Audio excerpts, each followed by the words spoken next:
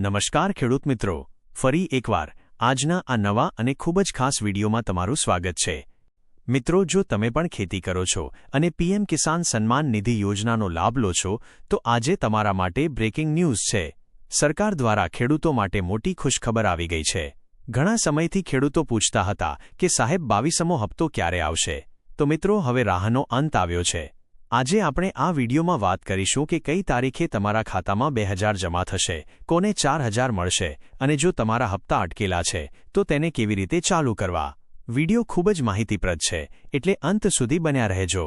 22મા હપ્તાની તારીખ અને સમય। મિત્રો, સૌથી પહેલા વાત કરીએ તારીખની। તો પીએમ કિસાન યોજનાનો 22મો હપ્તો આગામી 26 તારીખે એટલે કે સોમવારના રોજ ખેડૂતોના ખાતામાં જમા થવાની પૂરેપૂરી શક્યતા છે। કેન્દ્ર સરકાર નવા વર્ષ 2026ની શરૂઆતમાં જ ખેડૂતોને આર્થિક ટેકો આપવા માટે તૈયાર છે। તમે જાણો છો કે સરકાર દર 4 મહિને 2000 રૂપિયાનો હપ્તો આપે છે। ગત વર્ષે નવેમ્બરમાં 21મો હપ્તો આવ્યો હતો અને હવે ફેબ્રુઆરીના આ પહેલા કે બીજા અઠવાડિયામાં સરકાર 22મો હપ્તો જાહેર કરવા જઈ રહી છે। આનાથી દેશભરના લાખો ખેડૂતોને ખેતીના ખર્ચમાં જેમ કે ખાતર કે બિયારણ લાવવામાં મોટી રાહત મળશે। કોને 2000 મળશે અને કોને 4000?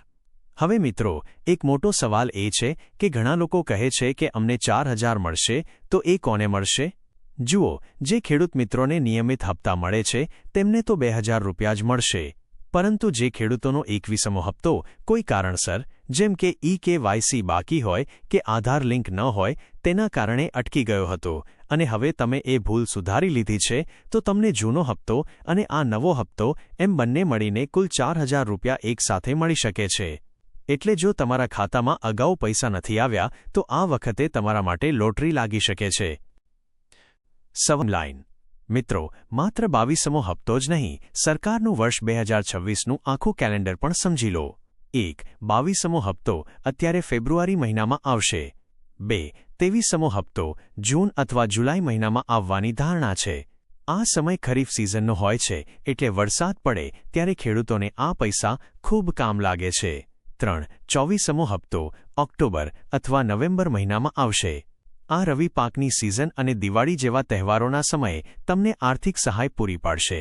આમ આખા વર્ષ દરમિયાન સરકાર કુલ 6000 રૂપિયા 3 હપ્તામાં સીધા તમારા ખાતામાં ડીબીટી દ્વારા જમા કરશે।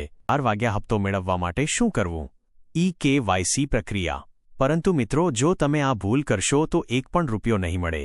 સૌથી મહત્વનું છે EKYC। તમારે પીએમ કિસાન પોર્ટલ પર જવાનું છે, ત્યાં EKYC બટન પર ક્લિક કરી તમારો આધાર નંબર નાખવાનો છે।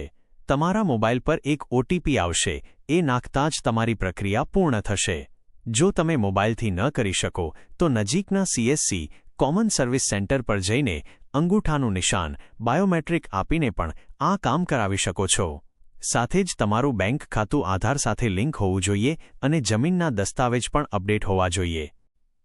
તો ખેડૂત મિત્રો, આ હતી પીએમ કિસાન યોજનાની તમામ વિગતો। આશા રાખું છું કે તમને આ માહિતી ઉપયોગી લાગી હશે।